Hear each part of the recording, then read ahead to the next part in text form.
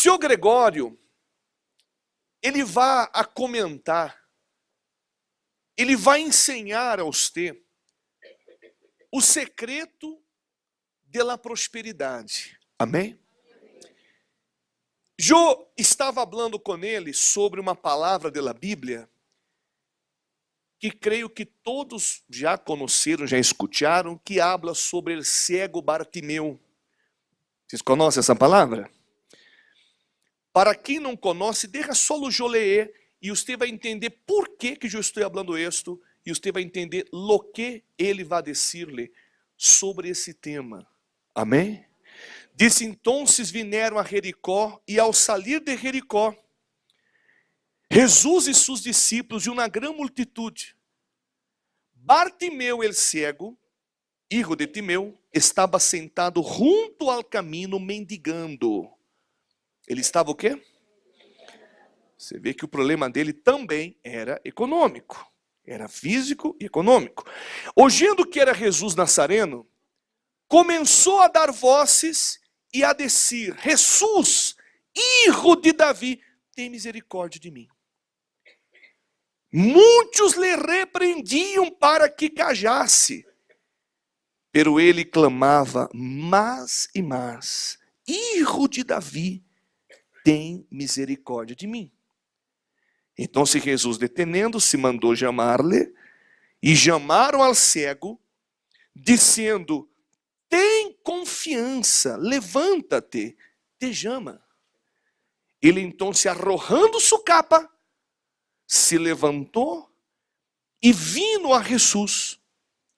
Respondendo Jesus lhe dijo: que queres que te haga? E ele cego lhe dijo: maestro, que recobre a vista. E Jesus lhe dijo: vete, tu fé te ha salvado. Amém? Em seguida recobrou a vista e seguia Jesus en el caminho. Graças a Deus. Primeiro ponto que vamos aclarar a ustedes e Dom Gregório vai explicar para você. Jesus, quando passou por Jericó, você sabe que Jesus, seu ministério foram 3 anos, sim ou não? Quando Jesus passou por Jericó, naquele momento, era quizás a única oportunidade que este cego tinha. Hablando de oportunidade, Dom Gregório, explica a gente, quando você chegou à igreja, seguramente não estava bem, tinha problemas. Em que você pode dizer sobre oportunidade, por favor? Primero, cuando voy a platicar un poquito como yo estaba antes, él era mendigo, ¿no? Yo también antes de que yo conocer la iglesia o saber de la iglesia, yo tenía muchos problemas económicos, principalmente yo tenía una deuda de más de $85,000 y estaba enfermo y mi familia enferma y tenía muchos problemas. Entonces, cuando yo oí hablar de la Iglesia Universal, me invitaron a la Iglesia Universal. Imagínense, es como si fuera pasando ¿quién? Jesús. Me dijeron de la Iglesia Universal y yo dije, yo voy. Me dijeron así: pastor, la iglesia, el servicio es a las 10 de la mañana. Yo a las 8 de la mañana ya estaba allí. Yo ya estaba ahí temprano, porque era una gran oportunidad que yo tenía. Me habían dicho que esta iglesia cambiaba, que ahí predicaban y que iba a cambiar mi vida. Yo no había oído nunca más hablar de la iglesia, primera vez. Y para mí fue una oportunidad. Dije, yo lo voy a aprovechar. Así fue como yo a la iglesia. Así fue como yo llegué. Yo ya había comido pan que estaba destinado para los cerdos con toda mi familia. Traía zapatos por la parte de arriba. Abajo pisaba en el suelo. Muchas veces nos quedamos sin comer mi familia y yo, porque no teníamos que comer. Era una familia pobre, toda mi familia, descendíamos de una familia, miseria era lo único que habíamos mirado. Entonces, cuando yo llegué a la iglesia, hablando de prosperidad, el pastor empezó a predicar del diezmo. Entonces, yo dije, yo me agarro de esto. ¿Cómo terminó usted hablando ahí del ciego? Él quería mirar y yo quería prosperar. Entonces, yo dije a Dios, yo quiero prosperar. Yo no sabía cómo salir de esa situación, pagar mis deudas, pagar todas las cosas. Entonces el pastor empezó a predicar del diezmo y de las ofrendas. Y yo tomé una decisión y yo dije, yo voy a agarrar el sobre. Esa vez agarré el sobre, empecé a ser diezmista y luego se apareció una campaña de Israel, aprovechando la oportunidad. Y yo dije así, yo nunca se me olvidan las palabras que dije. Yo recién llegado a la iglesia, tenía poquito de llegado. Y sabes que yo voy a hacer esto que el pastor está hablando. Esas fueron mis palabras. Si eso no se cumple lo que está escrito, lo que el pastor está diciendo, si es verdad, mi vida va a cambiar. Y si no es verdad, el pastor y lo que él está leyendo es mentira. El pastor es mentiroso y también la Biblia es mentirosa. Yo tomé aquella decisión, empecé a ser fiel diezmista y de ahí mi vida empezó a cambiar rápido. Porque yo cuando llegué, no sé, a lo mejor a veces yo miro gente, pastor, que parece que no está sufriendo demasiado. Y yo sí estaba sufriendo. Yo estaba sufriendo y yo quería cambiar. Entonces yo tomé una decisión de obedecer aquello. Y de ahí mi vida empezó a cambiar, la vida económica. Isto foi a oportunidade. A oportunidade de ir à igreja. O segundo ponto desta palavra diz o seguinte: ele tomou uma atitude que outros não tomaram. Porque seguramente havia muito cego, havia muita gente enferma, havia muita gente desesperada. Bartimeu tomou uma atitude que outros não tiveram. O valor de tomar uma determinada atitude, no caso dele, gritar, clamar, chamar a Jesus. Você também teve que tomar uma atitude que muitos não teriam ele valor. Él estaba enfermo y mi enfermedad era la miseria. O sea, y yo tomé la determinación de agarrar mi sobre y participar, como muchos estaban allí y ellos no aprovecharon esa oportunidad. Entonces, las oportunidades vienen y no es todos los que agarran la bendición, solo son aquellos, voy a decir otra palabra más, los que están cansados, hartos de vivir aquella vida que están viviendo. Por eso yo aproveché aquella oportunidad, agarré mi sobre y me empecé a ser fiel diezmista.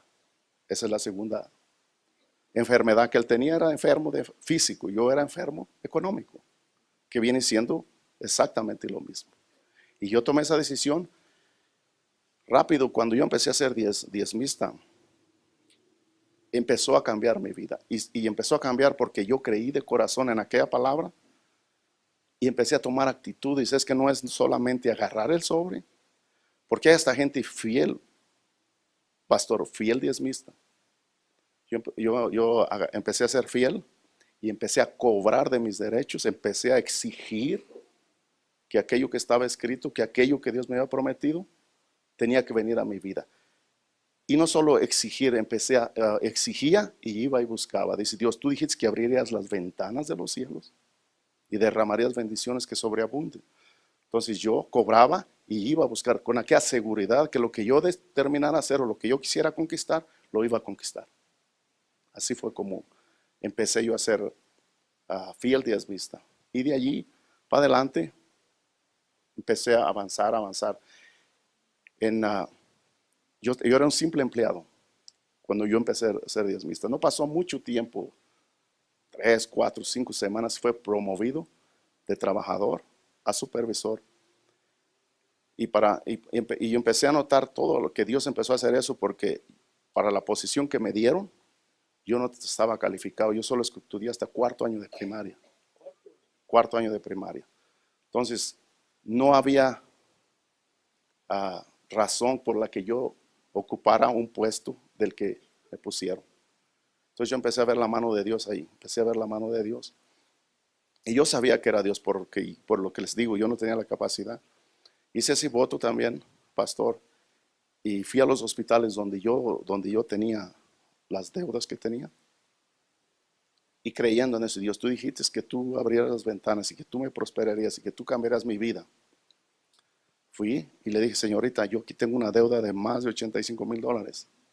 No puedo pagar. Así le dije, no puedo pagar. haga conmigo lo que quiera. Si quiere llevarme a la cárcel, lléveme a la cárcel. Haga lo que usted tenga que hacer. Pero yo no puedo pagar. ¿Qué quiere que haga? No estoy diciendo que no quiero pagar, estoy diciendo que no puedo pagar. La señorita dijo, déjenme ver sus documentos. Miró los documentos que le enseñé, empezó en la computadora a mirar y me dice así, aquí aparece todo eso que usted dice, que usted lo debía, pero aparece que todas las cuentas están saldadas, que alguien pagó, usted no tiene que pagar nada. Pero yo tomaba actitud. Se imagina si yo fuera fiel diezmista, fiel ofrendante y no voy al hospital a enfrentar el problema. ¿Cómo Dios había podido haber hecho un milagro en mi vida si yo no hubiera ido? Si no hubiera tenido la decisión. Es como un ejemplo, si algunos de ustedes son fieles diezmistas y no van y buscan su negocio, su carro, su casa que quieren, ¿cómo Dios puede hacer algo? ¿Cómo? No hay cómo. Imposible. Porque Dios ya hizo todo lo que tenía que hacer por nosotros. Si, quien que vaya más profundo, Dios ya no va a hacer nada por ustedes. Quien tienen que hacerlo son ustedes. Quien tienen que ir a buscar, a encontrarlo o a conseguir lo que ustedes quieren, son ustedes. Pero tienen que creer en lo que se explica. Si les gusta, pasamos al siguiente punto. Terceiro punto, el cego mandaram ele callar-se, porque não queria que ele continuara nesta fé. Você também teve momentos, decisões, situações que quando você teve que usar a fé, você teve que ser muito indignado, porque aqui disse que ele clamou mais forte aún. Por mais que desciam, cállate cego, aí que ele foi com tudo. Ese callar, pastor, mucha gente empezó a decirme, tú no tienes estudio, tú no puedes prosperar. Mi familia, estás yendo a la iglesia de brujos, de rateros. ¿Qué es lo que querían hacer conmigo? Callarme. Que no siguiera buscando, siendo fiel, siguiendo a Jesús. Y amigos diciéndome que yo estaba mal. Y principalmente que yo no había estudiado, que Dios cómo me iba a bendecir, que cómo iba a prosperar si yo no tenía estudio. Eso es lo que me mandaban callar, me mandaban para que yo pensara que es verdad, yo no tengo condiciones, yo no tengo esto, yo no tengo lo otro. Pero yo clamaba más. ¿Saben qué hacía cuando me decían eso?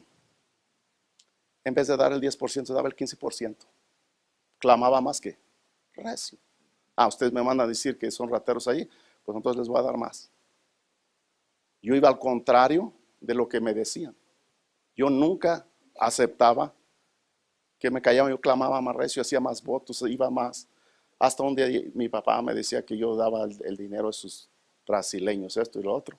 Llegué al punto que un día yo tenía que defender mi fe. Le dije, mire papá, ¿cuántas veces yo le he pedido dinero a usted para ayudar en esa iglesia? Por favor, dígame cuántas veces. Él me dijo, ninguna. Entonces, ¿sabe qué? Déjeme hacer con mi dinero lo que a mí me da mi regalada gana y usted haga con usted lo que usted quiera. No se meta en mi vida. Yo defendí mi fe. Yo clamé más fuerte. No acepté aquellas palabras negativas de amigos, de trabajo, la de estudio que no tenía, padres, hermanos, todos se pusieron en contra de mí. Pero yo no me rendí. ¿Por qué?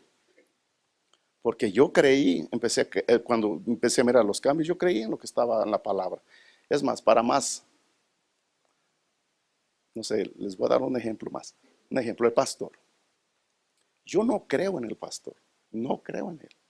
Yo creo en lo que él predica. Y si él predica algo, yo creo en lo que él predica.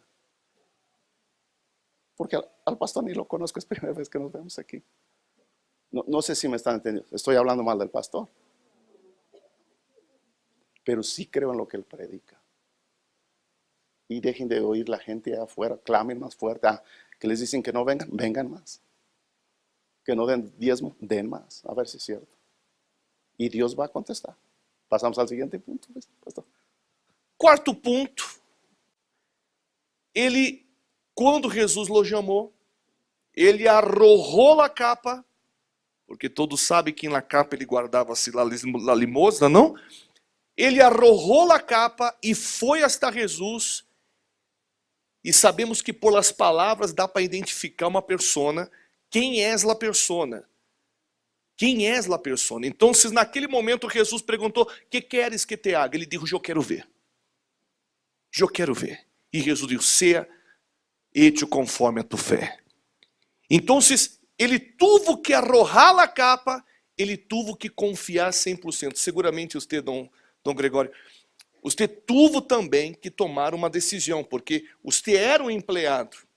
Você era um empleado, você trabalhava para uma companhia. Mas você queria ter lotujo, sim ou não?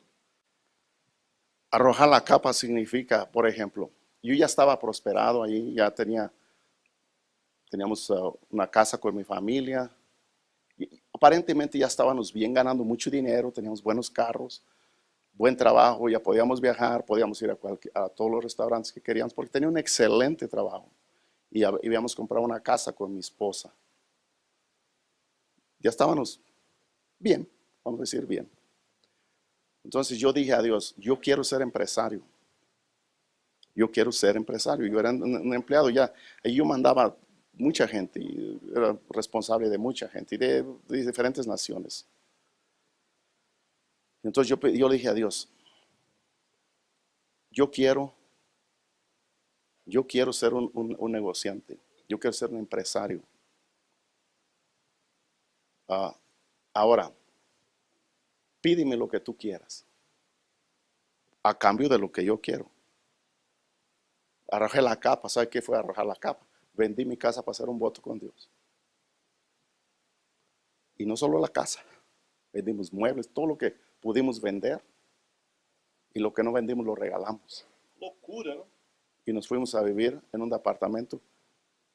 Ni siquiera cama tenía, y nos acostábamos en un colchón inflable. De tener aparentemente todo, yo aventé la capa y Jesús me dijo: ahora, ¿qué quieres que yo te haga? Dije: quiero ser millonario. Y dije: así sea lo último que haga en mi vida, pero de que soy millonario, soy millonario. Así sea lo último que haga en mi vida, de que soy. Me despojé del miedo, de las dudas, me despojé de mi casa. Esa es la capa: el miedo, la duda, los complejos. Es la capa. La tiré toda.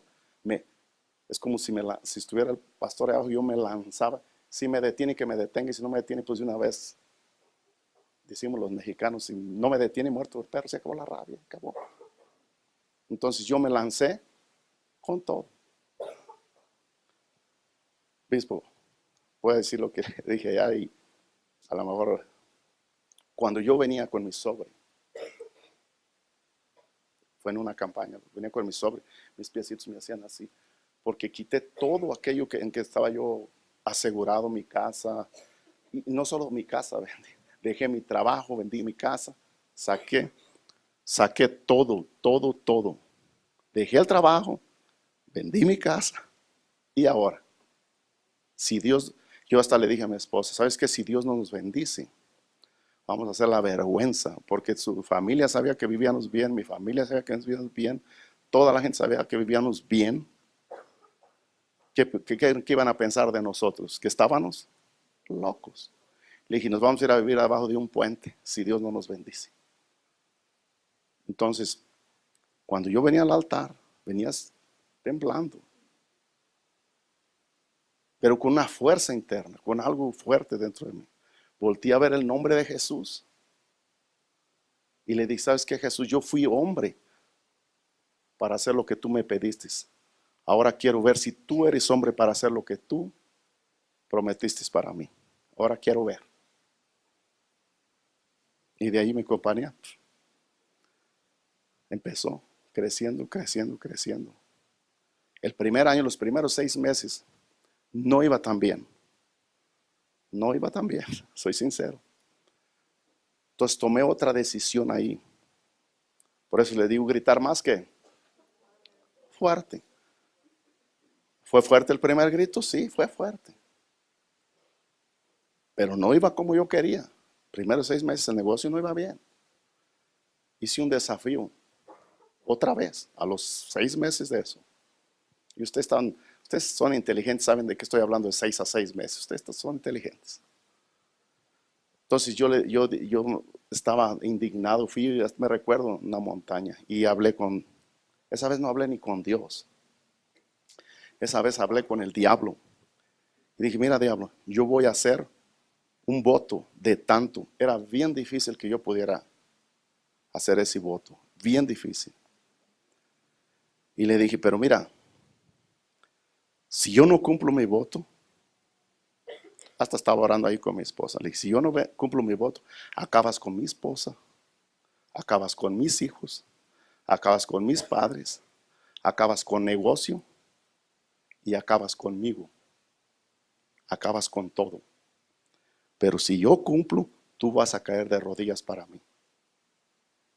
Tú vas a caer de rodillas para mí.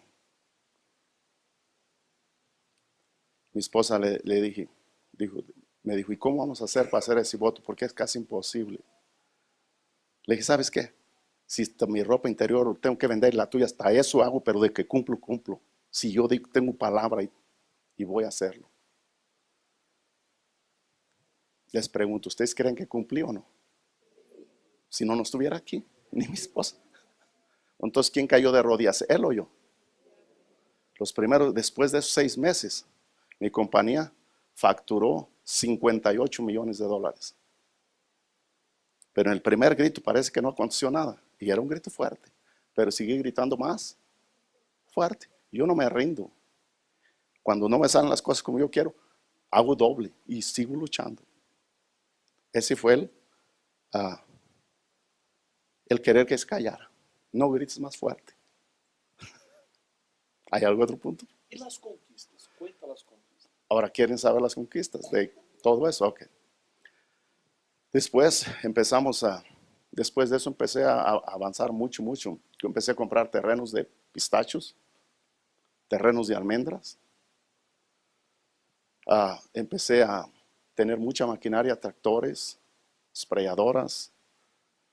Empecé a casas. Yo di una casa para Jesús. Una. Ahorita tengo más de 18 casas. Unas de ellas valoradas de más de 4 millones de dólares. Yo di una para él. Y no se me olvida, pagué 200, me dieron $240,000 por ella y ahora tengo casas de más de 4 millones de dólares. Con los terrenos, claro. Tengo hay temporadas más de 2,500 empleados que trabajan para mí. Muchos supervisores, tengo camionetas de supervisores, entre mecánicos, supervisores y todo, más de 50 camionetas. Nuevecitas. Yo no me gusta tener cosas viejas, porque Dios no es viejo, es nuevo. Por ejemplo, ahora los regalos que hago a mi esposa en sus cumpleaños, eso, Mercedes-Benz, Porsche, BMWs. Esos son los regalos que yo hago con mi esposa. Tengo 2 aviones privados. Aquí en México, en el estado de Oaxaca, tengo plantíos de limones, papayas, mangos. ¿Qué más les puedo decir?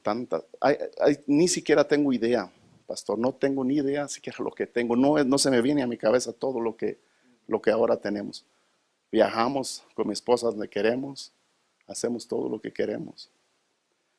Y una cosa más que todo eso, porque todo eso que yo tengo, gracias a Dios. Pero para mí, pastor, lo más importante, aquello más valioso que yo tengo, que yo sé que si yo muero hoy, derechito me voy con Jesús. Y si viene Él antes que yo me muera, yo me voy con Él. Tengo esa seguridad, tengo esa certeza y no hay nada ni nadie que quite esa certeza de mí. Y también sé que todo lo que tengo el día que yo me vaya, aquí se queda. No estoy apegado a nada. Y si Dios me lo pide, si Él me lo dio. Yo ni siquiera me siento dueño. Yo lo único que soy administrador de las cosas de Dios. Eso es lo más glorioso de todo lo que Dios ha hecho en mi vida. E em relação a tu maior tesouro, porque eu sei que tu maior tesouro não é os aviões, as propriedades, os carros. Explica a gente sobre tu maior tesouro, porque para quem não sabe, Dom Gregório é obreiro da igreja. Ele é um obreiro da Igreja Universal. Qual é o nome da igreja allá? Allá, en el norte de Los Ángeles. Entonces, usted vê uma coisa. Cuenta a gente qual é tu maior tesouro. Revela tu maior tesouro. El mayor tesoro que yo tengo y que cualquier ser humano puede tener es el Espíritu Santo. ¿Por qué? Porque el Espíritu Santo no solo te lleva a ayudarte a conquistar todo lo que quieres, pero Él te da la certeza de tu salvación. ¿De qué me serviría a mí? Yo pienso, hablando de mí, ¿de qué me serviría tener aviones, carros, propiedades aquí, acá y todo eso? ¿De qué me serviría si yo perdiera mi alma o si yo no fuera salvo? Todo eso no serviría para nada. Entonces, lo que más vale para mí, y no solo vale, lo cuido. Yo no dejo que nadie toque en mi fe. Yo no dejo que nadie toque en mi salvación, porque eso es lo más importante que yo tengo en mi vida, mi salvación. Si ustedes quieren tener esa seguridad, busquen el Espíritu Santo. Ahorita estamos en una campaña muy hermosa del Espíritu Santo, y después mismo Dios dijo así: agrádate de las cosas de Dios y todo lo demás. Entonces, el Espíritu Santo para mí es el mayor tesoro. No lo cambio por nada, no cambio eso. Eso para mí no tiene precio, no tiene nada, no existe nada. Me pueden decir que me regalan todo pueblo con todo Puebla con todos los habitantes, y ni así lo quiero. Si me dijeran a cambio del Espíritu Santo o todo el mundo, no cambio el mundo por ese tesoro, y ese tesoro está en mí, y ese tesoro es el que me lleva a tener la certeza de mi salvación. Eso es el tesoro más grande que existe, la salvación eterna, el Espíritu Santo, y es el que menos la gente busca, pastor. Bueno. Gracias, don Gregorio. Que Deus lo bendiga mais e mais. Amém? Graças